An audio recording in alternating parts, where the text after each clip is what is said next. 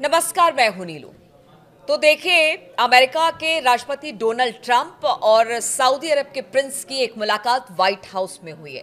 अब इस white house में जो मुलाकात हुई उसमें किस बात को लेकर चर्चा हुई है, क्योंकि बताया जा रहा है बहुत सारी डील इन दोनों के बीच में हुई है, बात ईरान पर भी हुई है। लेकिन ये बातचीत क्या है, आज इसी पर चर्चा। मयंक मेरे साथ जुड़े हुए हैं।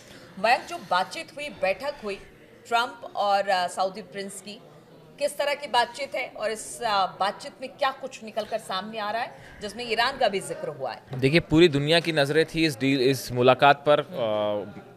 डोनाल्ड ट्रंप और क्राउन प्रिंस मोहम्मद बिन सलमान वाइट हाउस गए। वाइट हाउस में मुलाकात हुई डोनाल्ड ट्रंप से और उसके बाद 45 मिनट तक उन्होंने रिपोर्टर्स से चर्चा की, बात की। और देखिए, इस विजिट के दौरान कई बड़ी डील्स हुई हैं। हम आपको शॉर्ट में बताएंगे कि 5 बड़ी डील्स क्या रहीं। देखिए, पहली बड़ी डील ये हुई है कि न्यूक्लियर एनर्जी को लेकर सऊदी और अमेरिका के बीच में एक बड़ा समझौता हुआ है। दोनों देशों ने सिविल न्यूक्लियर एनर्जी पर एक जॉइंट डिक्लेरेशन को मंजूरी दी है, जो नॉन प्रोलिफरेशन स्टैंडर्ड के हिसाब से दशकों से चली आ रही कई अरब डॉलर की न्यूक्लियर एनर्जी पार्टनरशिप के लिए मजबूत आधार प्रदान करेगा।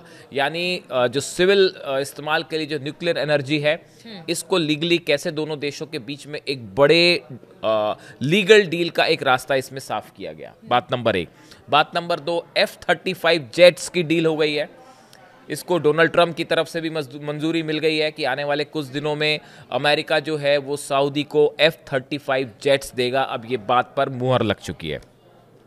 तीसरी बड़ी डील है, 100 अमेरिकन टैंक्स दिए जाने हैं सऊदी अरब को। 100 अमेरिकी टैंक्स जो हैं वो सऊदी अरब को दिए जाएंगे। तीसरी बड़ी बात है। चौथी बड़ी बात है कि सऊदी ने 600 अरब डॉलर से बढ़ाकर $1 ट्रिलियन का निवेश करने का वादा किया है अमेरिका से। अभी तक सऊदी का अमेरिका में जो इन्वेस्टमेंट था वो 600 अरब डॉलर का था। अब इसको बढ़ा के $1 ट्रिलियन का निवेश करेगा सऊदी अमेरिका में।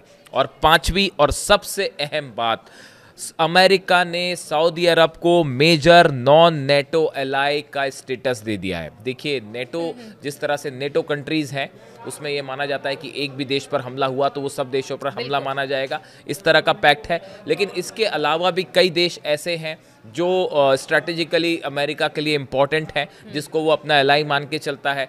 उनको ये दर्जा दिया जाता है। 19 देशों को ये दर्जा है और अब 20वां दर्जा जो है वो सऊदी को दिया गया है, जिसे मेजर नॉन नेटो एलाई कहा गया है। यानी कि एक प्रकार से मेजर नॉन नेटो एलाई होने का फ़ायदा सऊदी को ये होगा कि हथियार जो है वो बड़ी आसानी से ट्रांसफ़र हो पाएंगे। जो आम एम्यूनिशन से ज़रूरी जो लीगल बाधाएं हैं वो इजीली पार हो पाएंगी। और एक प्रकार का बड़ा इस तरह का अंडरस्टैंडिंग रहेगी कि आप पे अगर कोई देश हमला करता है तो हम आपकी मदद करेंगे। लेकिन हालांकि इसका कोई रिटन एस्पेक्ट नहीं होगा। जब आप नॉन नेटो एलाई कहते हैं, मेजर नॉन नेटो एलाई का दर्जा दिया जाता है, तो ये कंपल्शन नहीं होगा कि अगर सऊदी पर हमला होगा तो अमेरिका मदद को आएगा ही। लेकिन एक प्रकार का यह भरोसा होगा कि अगर आप पे किसी तरह का कोई हमला होता है तो हम मदद के लिए खड़े हैं। ये पांचवी बड़ी बात है, मेजर नॉन नेटो एलाई। देखिए, ये 5 बड़ी डील्स हुई हैं इसमें, लेकिन जो सबसे अहम बात थी वो ये थी कि ईरान को लेकर क्या बात हुई है। देखिए, कल एक बात ऐसी हुई जिसको लेकर ईरान में ज़बरदस्त गुस्सा देखा जा रहा है इस मीटिंग को लेकर। देखिए, डोनाल्ड ट्रंप जब बात कर रहे थे, सऊदी प्रिंस भी, जो क्राउन प्रिंस जो है मोहम्मद बिन सलमान, वो भी उनके साथ थे, डोनाल्ड ट्रंप भी उनके साथ थे।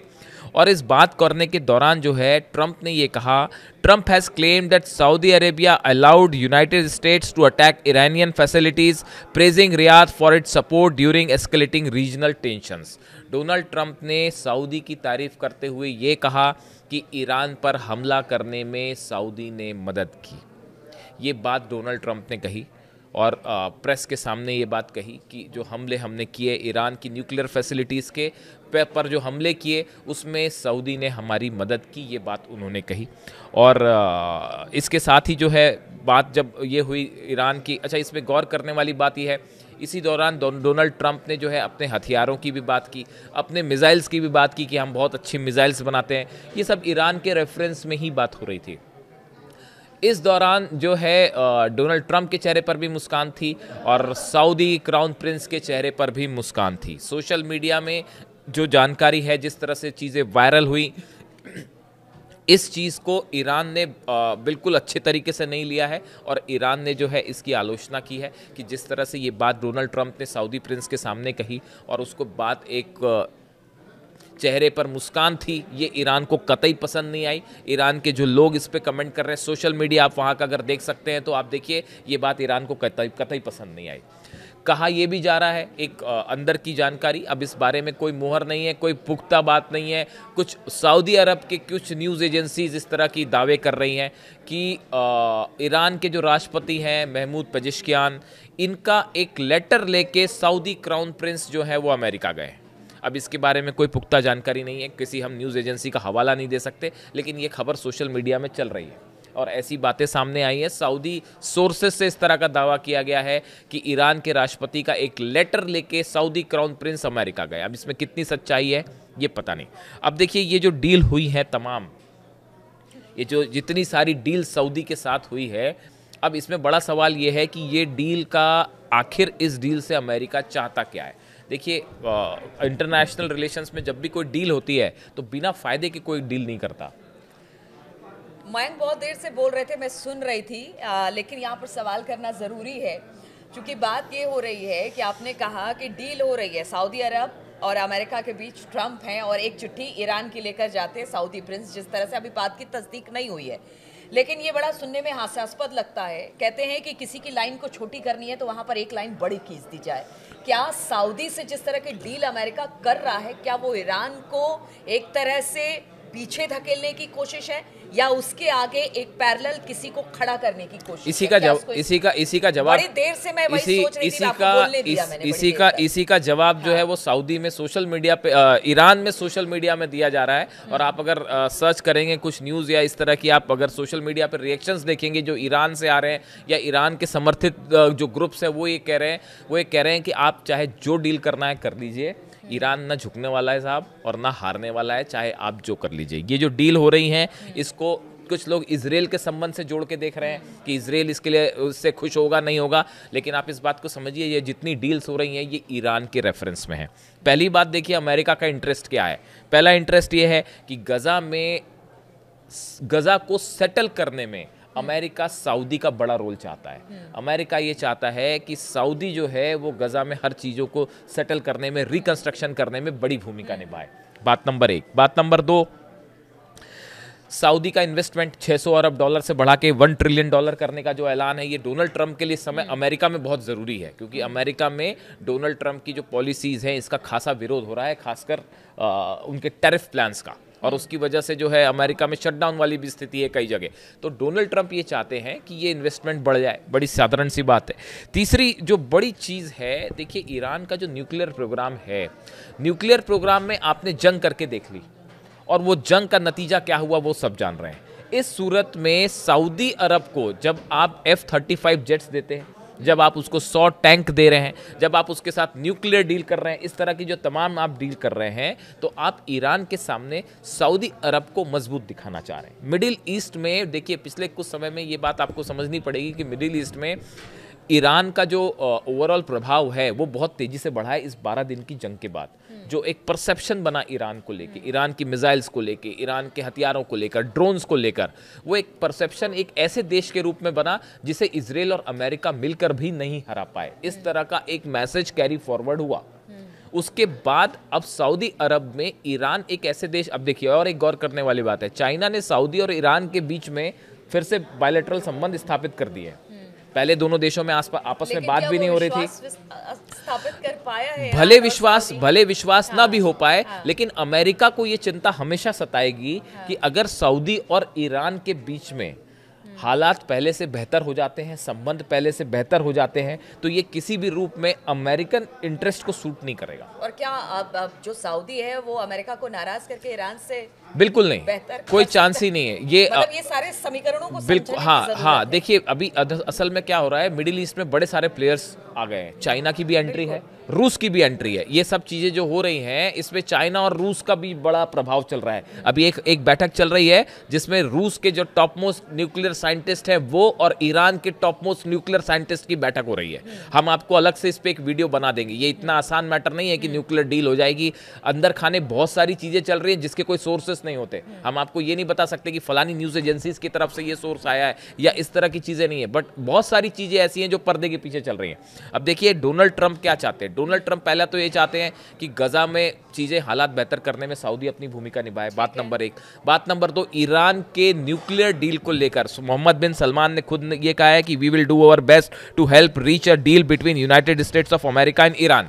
जब प्रिंस से पूछा गया, क्राउन प्रिंस से पूछा गया मोहम्मद बिन सलमान से कि आप ईरान के न्यूक्लियर प्रोग्राम को लेकर क्या सोचते हैं, उन्होंने कहा हम ये चाहेंगे कि अमेरिका और ईरान के बीच अच्छी डील हो जाए और उससे सबको फायदा होगा।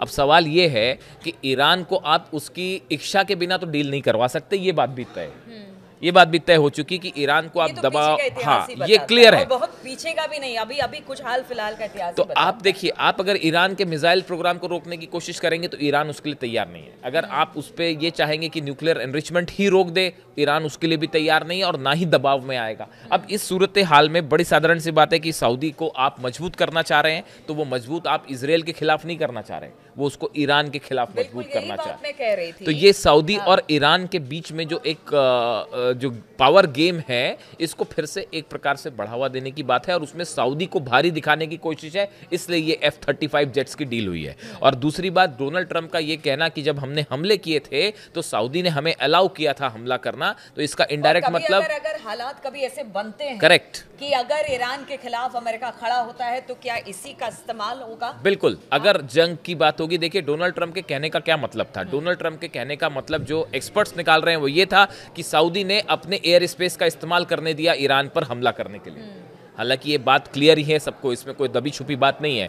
जॉर्डन ने भी इस्तेमाल करने दिया, ऐसा कई एक्सपर्ट्स बताते हैं कि कई देश ऐसे थे, अरेबियन कंट्रीज थी जिसमें आप ईरान पे हमला कर ही नहीं सकते जब तक आप उस एयर स्पेस का इस्तेमाल नहीं करेंगे। तो ये बात तो है। तो अंदर खाने की बड़ी डील पहले ही हो चुकी थी, अब देखिए अब जो है नहीं, इसमें थोड़ा सा अलग बात है। अब देखिए, अब ये जो डील है, इस डील के तहत मामला क्या है, मोहम्मद बिन सलमान क्या चाहते हैं, वो दो चीज़ चाहते हैं। कतर पे जैसा हमला हुआ था, इजराइल ने जब कतर पर हमला किया तो सब अरेबियन देश जो है वो इस चिंता में थे, भाई कहीं कल को हम पे हमला ना हो जाए।